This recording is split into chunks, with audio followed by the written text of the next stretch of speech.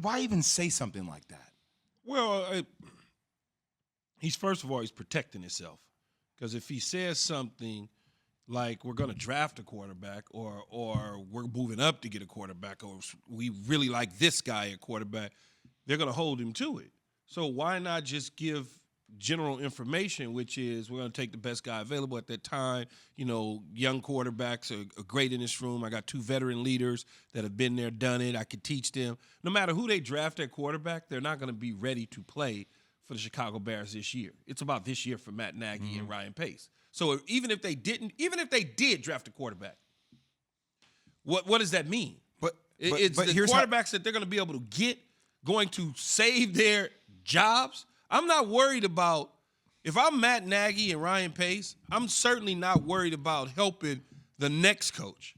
So then you don't draft a quarterback. So I can give 2 damns about the next coach. Right. Now, it doesn't mean that I won't draft a quarterback for depth at a later position.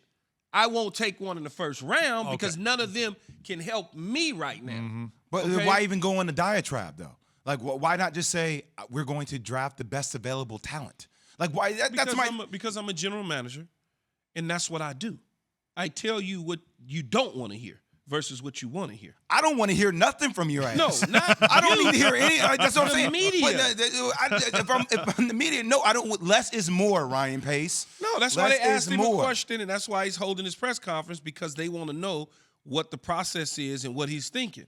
And he's telling them basically what he's thinking, which is, as of right now, we're going to take the best guy available, and we're not telling you who it is. I don't understand. Why are we listening to anything from any? Like, it's like John Lynch is telling us anything that they're actually going to do. This is reports that came out. James. Hey, they love Mac Jones. Now we don't know who they love. Because it's lying and silly season. See, it's not. The NBA isn't the same, as you know, as the NFL draft. The NFL. This time period right here is as big as, if not bigger, than the actual football season. Believe it or not. This little week window that we have leading up to Thursday night is huge. People are into football. And so these press conferences and the information sit around like disinformation. Like Allen. Allen, as soon as you say the Jets, he perks up like dog with ears. I mean, that's just what it is. They people are into their teams.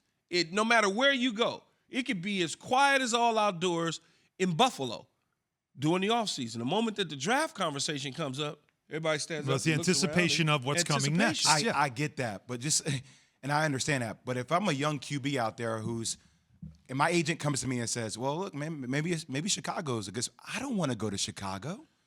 I don't want to go play for Matt Nagy and Ryan Pace. But you're not going to play for them because you're not going to play. But I don't even want to be put in that situation. I don't want. Yeah, but you don't have a choice. Think about. I know we we don't have a choice. I know that. But think about how much we talk about culture. Look at that list. Let's go back to what you talked about before the break. Look at this list on ESPN2 right now. Bears starting quarterback since 2000. That's what I'm saying. That's almost Browns-esque. Why do you want to go to a culture like that, Key? When you talk about, look, generational talent is going to change franchises. We rarely see generational talent. We're talking about Trevor Lawrence potentially being that type of talent. Every other prospect, it's about fit. It's about culture. So if you're a guy that the culture determines whether you're going to be successful or not, I don't want to go to Chicago. And look, I played for the Bulls. I love Chicago. I love the Bears. I watch the games. If I'm a potential talent, do I want to go to a situation like that? You don't have a choice. It's a draft. I know, but we're talking about 2 different things. Okay. You get drafted, but if you had the choice, would you want to go to Chicago if you're a quarterback? No, because of the tenuous nature of the leadership of that franchise. That's why you wouldn't want to go there. You don't want to go anywhere where whoever it is on the hot seat, and that's what we've been talking about, is what GMs have to get it right in this draft. Who are the guys that have to get it right? Think about it. He's definitely one of them, don't you think? Like, whatever this draft is, Ryan, you got to get this right. Give me another one. Ryan Pace, Dave Gettleman.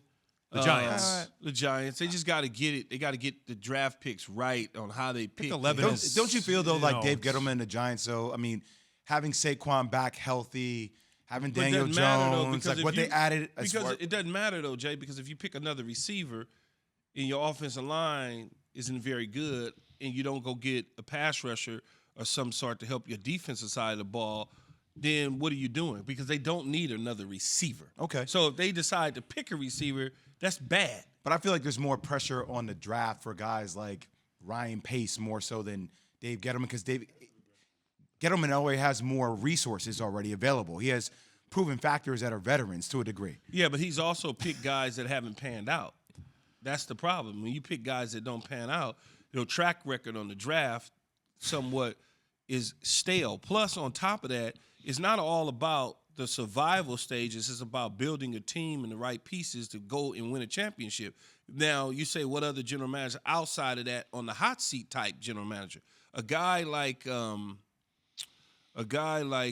John Lynch. He's got to get that Especially position. after that trade. He's got to get that position right. Yes. It's like Joe Douglas for the Jets. Joe Douglas. You got to get this gotta pick get right. that right You gotta because, get it right. because of the decision to Because move of the on from decision. Sam. Exactly. Like, now you got to prove that was the right decision. And John Lynch giving 3 1s and a third. Yeah. And Yep. moving up. Now, who you moving up for? You got to be able to get that right. If you're moving up for Mac Jones and Mac Jones is the answer, and then all of a sudden Mac Jones takes you to the Super Bowl and wins it in the next 5 years, that was the right call. But if Mac Jones can't get out of his own way, then that was the wrong call. That's a lot of pressure to have to deal with. You know, and so a lot of the general managers, based on where they're picking, have this pressure. Because if you pick wrong, then you're in trouble. And that's the way it is.